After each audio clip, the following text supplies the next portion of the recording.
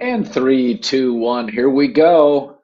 Here we go. It is great to have everybody in. You know me, Colin Cowherd, along with Jason Timpf, host of Hoops Tonight. You know, my initial takeaway, and I'm glad he played well late and it's not buried. You can connect almost all of the Warriors' success to Andrew Wiggins. So Tatum is struggling and has been awful in the fourth quarter. Who's guarding him? Andrew Wiggins. Early in this series, Jason, we talked about, the Celtics feel huge. They're dominating the Warriors on the glass. Wiggins has emerged as a double figure rebounder end of the series.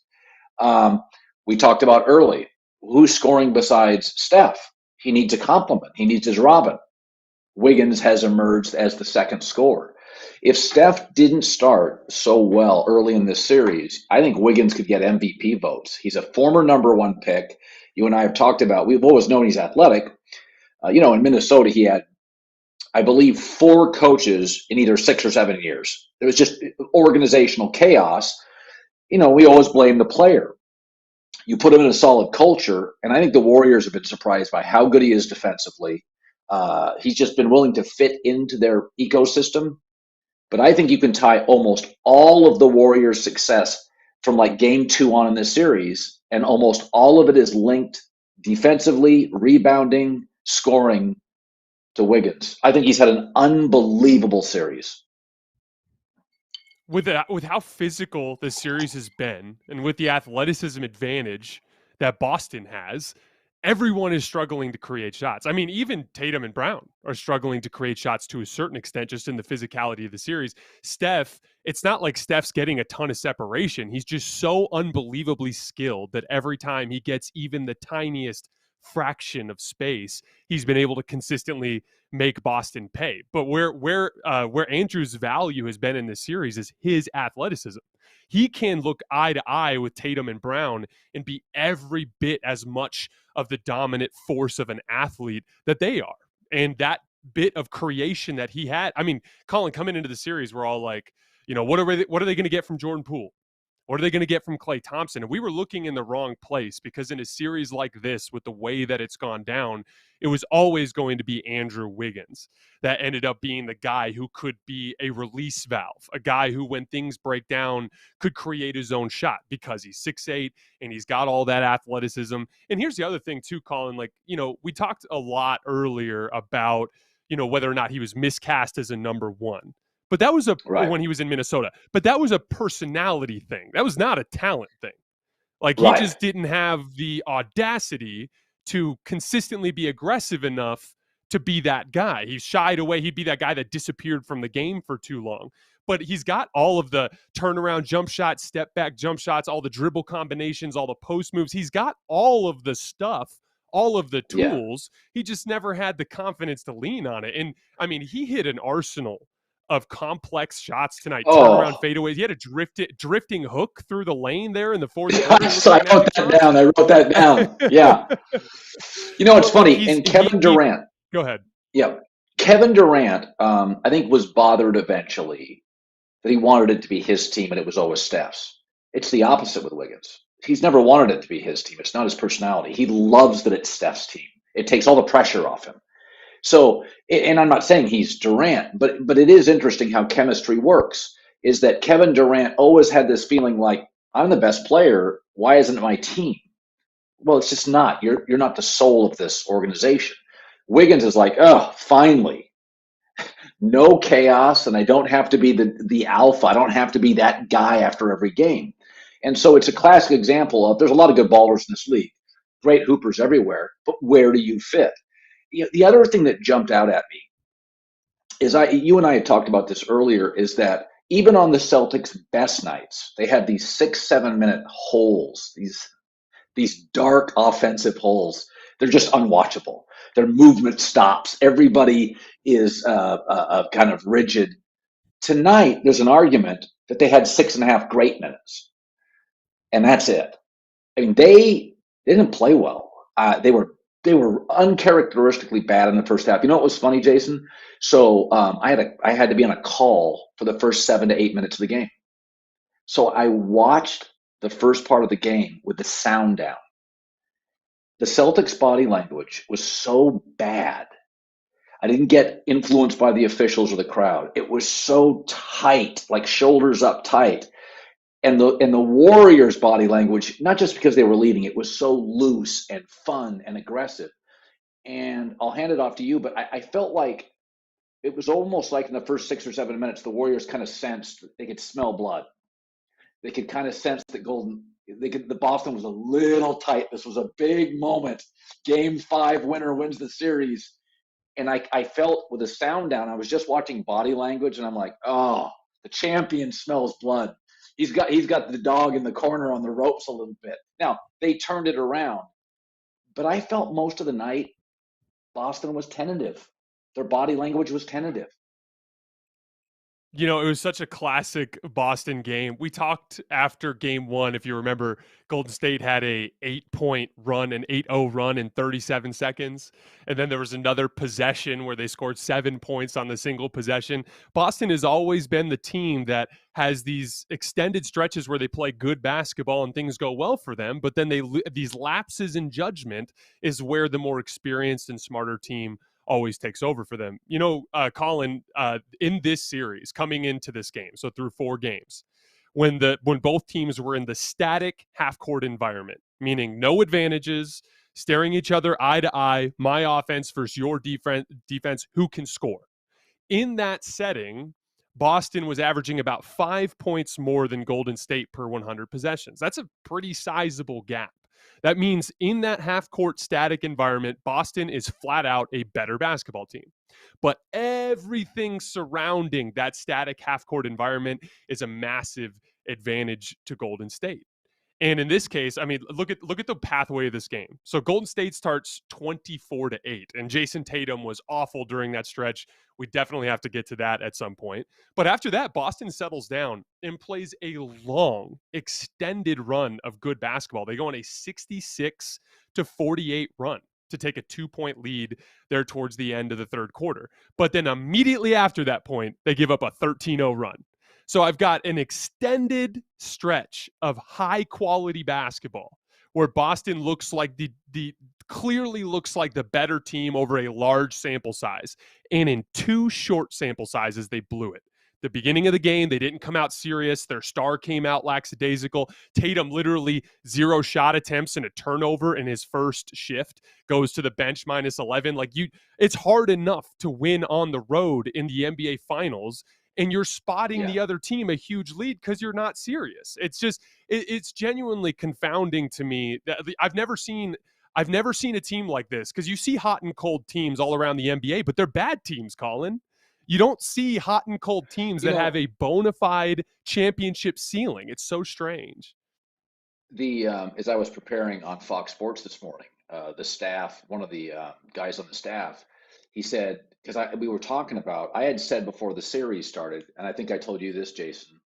I said, I think the Celtics could outplay the Warriors in 5 games and lose in 6, because they'll just get tight. Shoulders will go up. And he went and looked at clutch stats this year for the Celtics, and they're like bottom of the league. This team is a lot of things, but when you don't have that ring, when you don't have that bag, it's before you get it. I've seen this happen to so many quality teams. I saw it happen to LeBron in Miami. You know, that Dallas series. It's just, you've never been there. You've never hoisted the trophy. And, you know, maybe it happens in hockey. But there's something about basketball, the ball's in your hand, the crowd's on top of you. And I just feel like in the last couple of games, the Celtics have gotten really, really tight. You can see it in their body language. And you and I have both talked about this, is that you feed off your star. And Jayson Tatum looks tight, and the team looks tight. And Steph, for all his flailing tonight, you know, it's the only game he's ever played without a 3. He's still shooting. He's still confident. He's still driving. And I think you feed off that. You're like, hey, our guy, he's not lagging any. I thought it was funny at the end. They showed a picture of him sitting next to Steve Kerr. And I could just picture him looking at Steve and going, you ever had one of those nights, Steve, when nothing goes?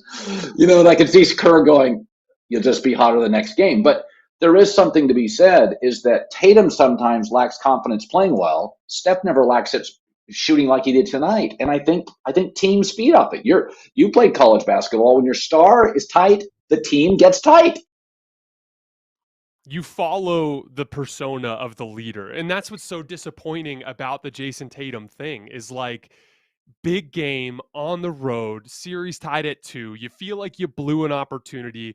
You're already having a bad series. Like Colin, I'm driving home from the gym today, and I'm just listening to the radio, and I hear you throw out a stat that literally almost caused me to spit out my drink. You said that that Jayson Tatum's field goal percentage was below Steph Curry's points per game average through 4 games. I couldn't Yeah, believe it. Like that is an absolutely insane stat. And again, like that, and that's the thing.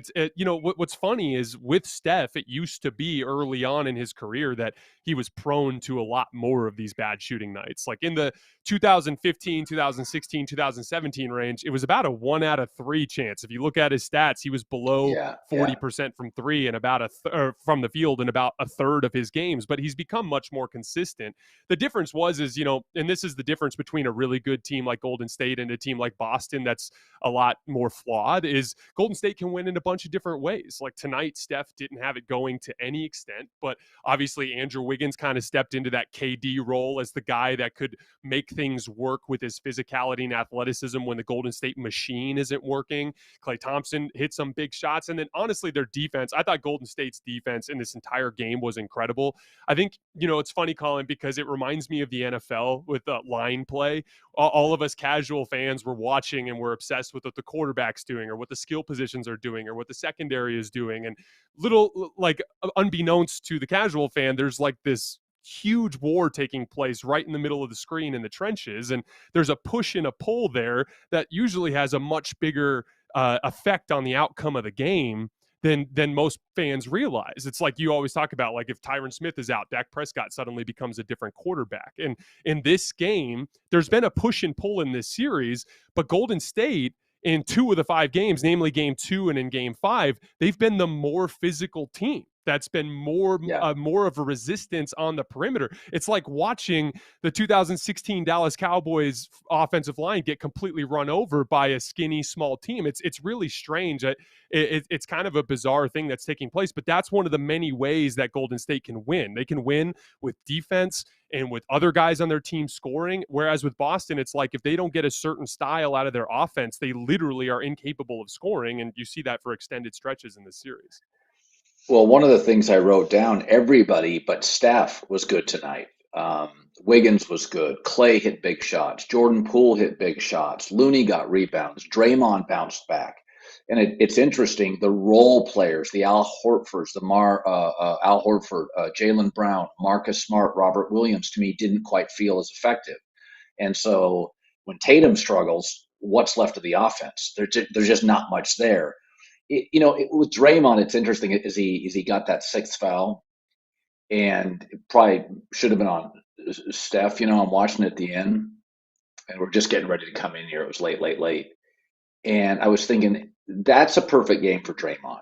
8 rebounds, 8 assists, play great defense, and then a minute left, foul out, because lost in all of this, and he was really tentative. He was really tentative in game 4, but I thought tonight he bounced back.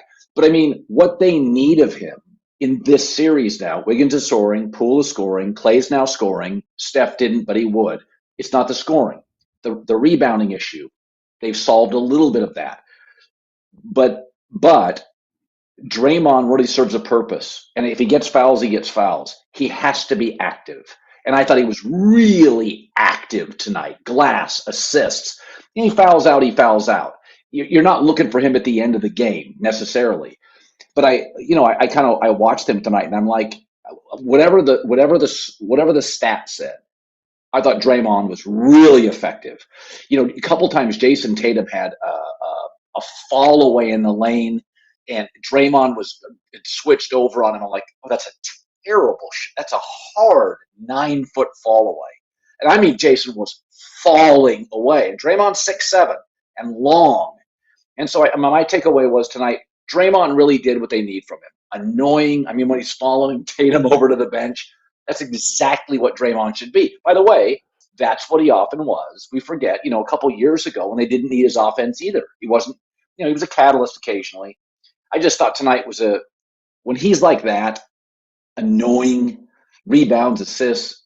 They're a hard team to beat because they're getting now scoring from other people beyond Steph. I thought this was Draymond's first truly great game of the series by his standards.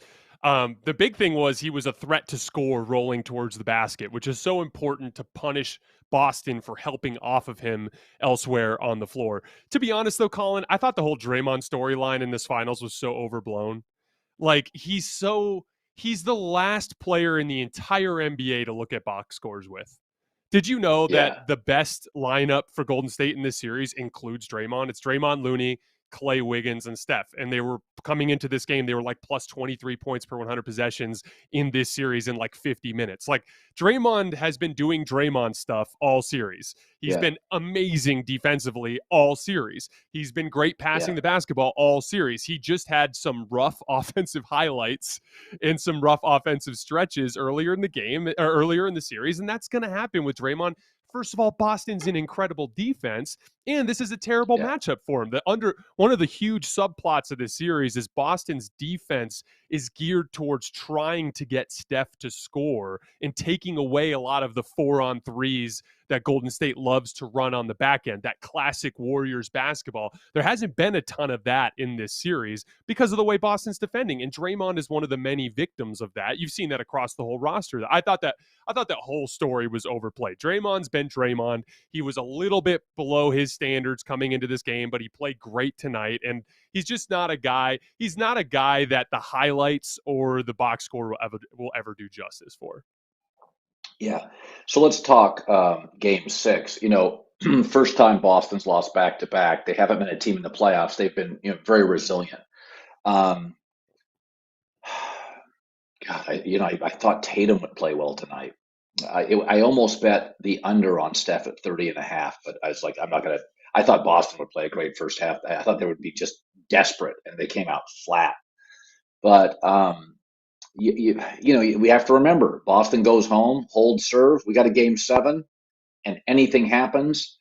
Um, I look at the body language for the Celtics tonight. They looked so. I mean, Steph's not going to play like that.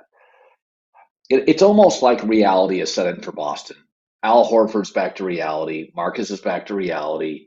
Grant Williams, they're fine players, but all the secondary players for the Warriors have now kind of found their confidence and groove. They're all really comfortable. We've gotten the best of Boston's second tier players. The difference is Steph's obviously going to play. He's going to shoot better. I'm not sure Tatum is.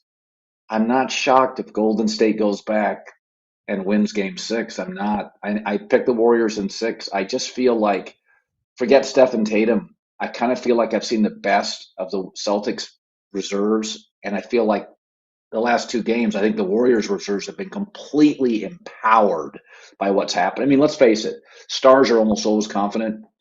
It's that sixth guy and seventh guy or the fourth score. When he's feeling it, momentum is a huge factor. I think Wiggins is on top of the world. I think Dre is back. I'm interested to see. Boston will probably be a 1 or 2 point favorite, but I wouldn't be surprised if Golden State finishes it. Your thoughts? I think this series is over in the sense that I feel more confident than ever about my Golden State and 7 pick.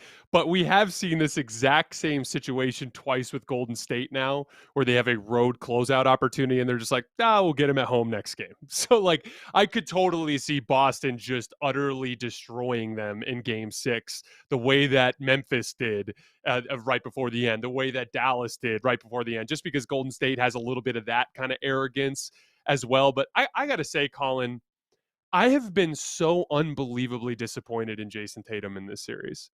Like this series is sitting at 3-2. They damn sure should have won game 4. That was a blown opportunity for Boston. You had a 66-48 run in the middle of game 5, and you've gotten next to nothing. out of your best player. The gap between the way that Steph Curry has played in this series and the way that Tatum has played in this series is so unbelievably massive. And if it was even half that, Boston wins this series in 5 or 6 games. Like it's been a really, really interesting indicator of how a team, and it really should factor in more when we're making our predictions and we're making our analysis. But it's been so interesting to see how a team with like Golden State at such a huge personnel disadvantage on so many spots on the floor just wins a game with all of the smart elements of the game, all of the things that go beyond the physicality, all the things that go beyond the God-given gifts that you have as an athlete. It's just they're a well-oiled machine, Colin. I don't know what to tell you. They had no business beating this Boston team, and they're 1 win away. It's been an unbelievably impressive performance from them. Sign up for our YouTube, the Volume YouTube channel, little red thing you can punch and click up there. Jayson Timpf, host of Hoops Tonight, has been fantastic. I'm just looking over some of my notes here. I'm going to do this. I'm going to look at some of my notes.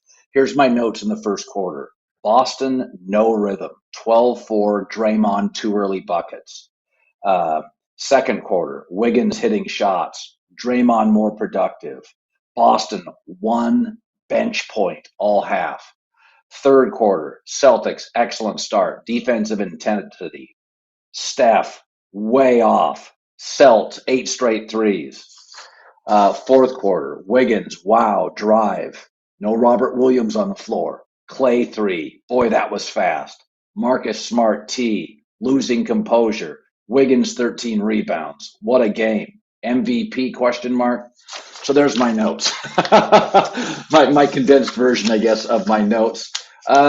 This is fun. I think if you're a Boston fan, the one that composure pit is so interesting to me because they've had bad stretches of basketball, but tonight was the first time where I felt like they looked a little shell shocked at stretches. Like what you talked about at the beginning of the game was bizarre. Like they were surprised to show up and Golden State wanted to beat them. Like it was confounding. Jaylen Brown was the only guy who looked like he was really mentally engaged in the opening minutes. That was so bizarre. That engagement level was a super interesting subplot in this game. I'll tell you what would worry me is if I was Boston flying back. Like if I was the coaches and I'm looking at the film or the players, it's like, boy, Clay, last couple games, he's driving the ball. Clay looks more confident. So we talked about that. Off an injury, a couple of them.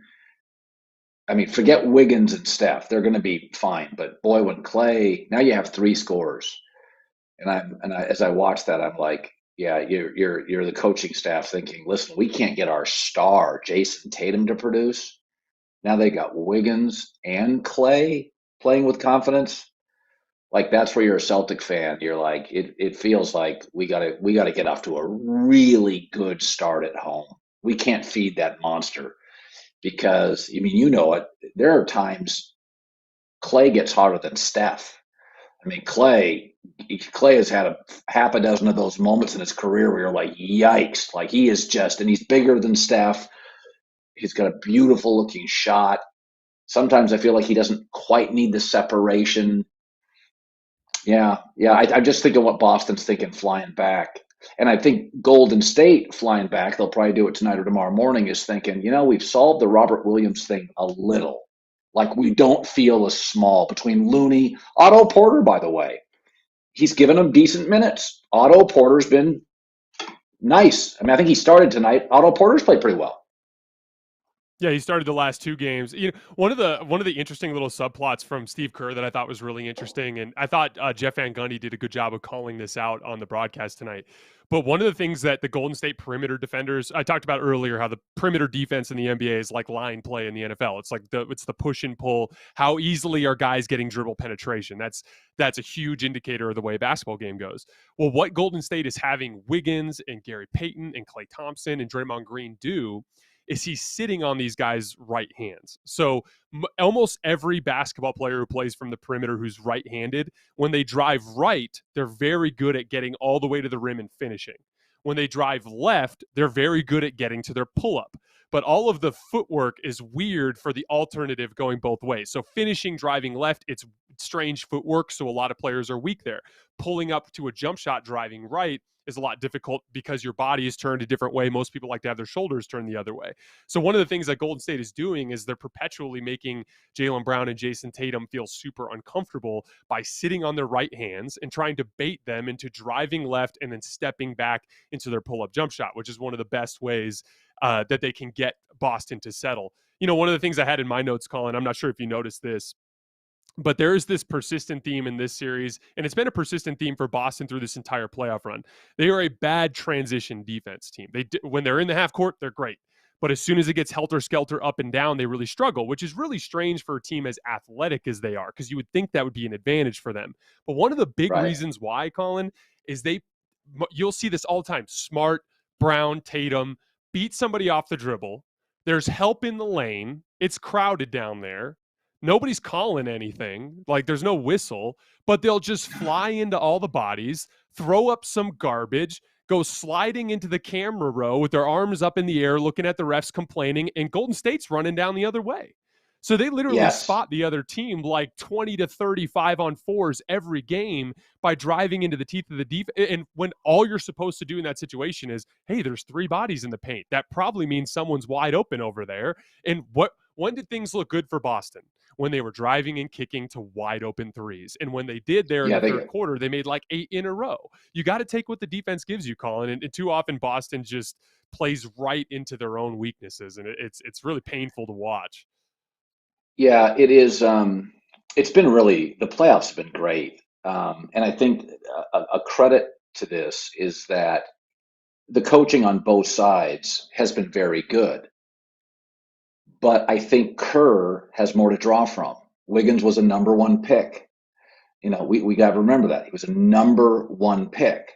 And Klay Thompson's a multiple-time All-Star. And Steph has been a unanimous MVP. And so Ime Udoka, he can go ask guys to do things, but he didn't have a number 3 or 4 on this team that was a number 1 pick.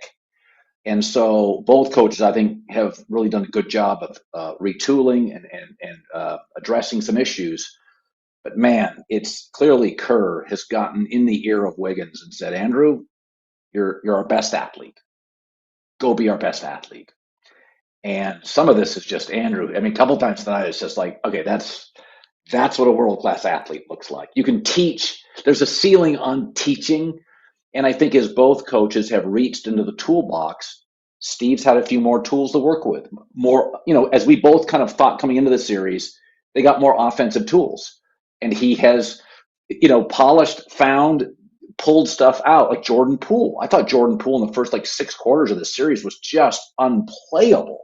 Awful. He was just, I remember writing it down in my notes, like, get him off the floor. Kerr's got a way to get his mojo back. Now he's become a real threat. So you can always go into your toolbox, but if I've got a few more offensive tools, this is still a 70-30 offensive over defensive league. Good players get shots. And I feel like Boston, Ime is doing as much as he can, but if Tatum is playing like this, some of it's like, guys, I can't rely on Al Horford. I'm not getting 28 from Marcus Smart. There's limitations on what I can do, right? Yeah, no, 100%. I think, to be clear, I think Boston has a little bit more two-way talent in terms of just overall talented basketball players, length, athleticism, offensive skill. But we both said from the beginning of the series, Golden State is more offensively talented and, more importantly, offensively versatile. Like, Tatum and Brown are both textbook slashers. They like to have the ball from the perimeter. They like to drive to the basket, or if you cut them off, they'll pull up off the dribble for a jump shot. That's basically their style of play. Jayson Tatum has been exposed as a guy who can't play in the post in this series. He's done it periodically over the course of his career, making tough Kobe fadeaways, but his entire post game has been completely unreliable in this series. So that's been exposed essentially. But Golden State has all these different styles that they can play. They can run a ton of high pick and roll with Steph Curry and Jordan Poole, or they can be like, no, Steph, you don't got it going tonight, so we're just going to have you run around on screens, off the ball with Klay that classic Golden State offense where, it's Draymond at the top of the key and he's the decision maker and everyone else is running around. They can throw the ball to Andrew Wiggins in the post and he can do things, or he can create his own shot off the bounce. Like, is there a single Boston Celtic who's played nearly as well, other than Tatum and Brown? Is there a single role player for Boston who's played nearly as well as Nope. Andrew Wiggins? No. Marcus Smart has been No. horrible in this series. Not a guy you can rely on. Wiggins, like we've said, has arguably been better than Clay, better than Draymond, better than Jordan Poole. He's arguably the second best Warrior in this series, and getting that type of production off of from a guy you weren't expecting it from, it just, again, buys Golden State additional flexibility. This is a game where Steph didn't have it going, and the whole Golden State offense didn't really have it going, but they had this release valve in Andrew Wiggins, and when you get 20-plus points efficiently from a release valve, that can literally swing a game.